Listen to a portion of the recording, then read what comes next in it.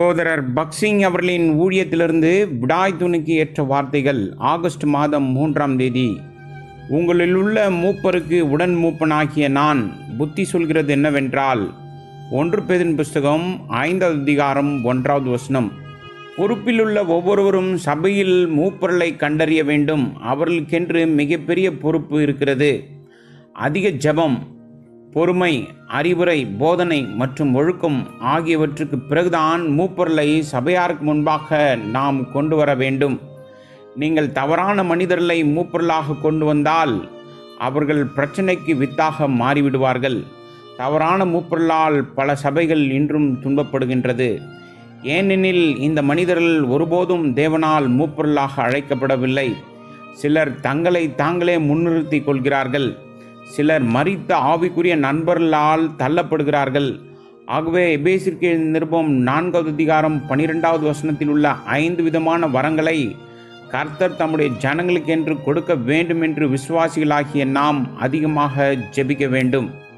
1 பேதுரு புஸ்தகம் 5வது அதிகாரம் 2வது வசனத்தில் நாம் வாசிக்கின்றோம், உங்களிடத்தில் உள்ள தேவனுடைய மந்தையை நீங்கள் மேய்த்து கட்டாயமாய் அல்ல, மனப்பூர்வமாயும் அவலட்சணமான ஆதாயத்திற்காக அல்ல, உற்சாக மனதோடும் சுதந்திரத்தை இருமாப்பாய் ஆள்கிறவர்களாக அல்ல, மந்தைக்கு மாதிரிகளாகவும் கண்காணிப்பு செய்யுங்கள்.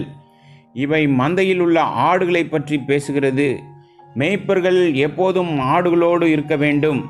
மேய்ப்பர்கள் ஆடுகளை வெவ்வேறு மேய்ச்சலுள்ள நிலங்களுக்கு அழைத்து செல்கிறார்கள். இரவு நேரத்தில் காட்டு விலங்குகளிடமிருந்து பாதுகாக்க வேண்டும். நல்ல மேய்ப்பன் தன் ஆடுகளோடு இரவும் பகலும் தங்குகிறான். இப்படிப்பட்டவர்கள்தான் நல்லவர்களாகவும் அன்பானவர்களாகவும் தயவுள்ளவர்களாகவும் இருக்க முடியும். ஆனால் பல சந்தர்ப்பங்களில் இவர்கள் அதிகாரத்தையும் பதவியையும் விரும்புவதை நாம் காண்கின்றோம்.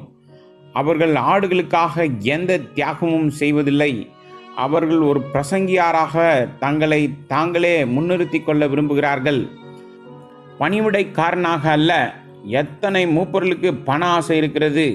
பணத்தின் மீதும் உலக பொருளின் மீதும் உங்களுக்கு சிநேகம் இருந்தால் உங்களுக்கு தேவனுடைய ஊழியம் என்னவென்று தெரியாது. இந்த காரியங்களினால் பல சந்தர்ப்பங்களில் தேவனுடைய பணியில் மலட்டுத்தன்மையே காணப்படுகின்றது. மேலும் ஒரு மூப்பர் மந்தைக்கு முன்மாதிரியாக இருக்க வேண்டும். சுதந்திரத்தை இருமாப்பாய் ஆளுநர்களாக அல்ல, மந்தைக்கு மாதிரிகளாகவும் கண்காணிப்பு செய்யுங்கள். 1 பேதுரு புஸ்தகம் 5வது அதிகாரம் 3வது வசனம்.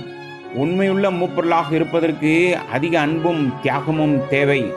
ஒவ்வொரு நாட்டிலும் உள்ள சபைகளுக்கு தேவன் உண்மையான மேய்ப்பொருளை கொடுப்பதற்காக நாம் அதிக பாரத்தோடு ஜெபிக்க வேண்டும். இவைகள் அறிவினால் உருவாக்கக்கூடாது, மாறாக ஜெபத்தினால் உருவாக வேண்டும். ஒவ்வொரு உண்மையான மேய்ப்பனும் கர்த்தராகிய இயேசு கிறிஸ்துவிடமிருந்து வெகுமதியை எதிர்பார்க்க வேண்டும், எந்த மனிதனிடமிருந்து அல்ல. ஏனென்றால் அவன் மனிதனால் அல்ல, தேவனால் அழைக்கப்பட்டிருக்கிறான். அப்படி செய்தால் பிரதான மேய்ப்பர் வெளிப்படும்போது மகிமையுள்ள வாடாத கிரீடத்தை பெறுவீர்கள். 1 பேதுரு புஸ்தகம் 5வது அதிகாரம் 4வது வசனம்.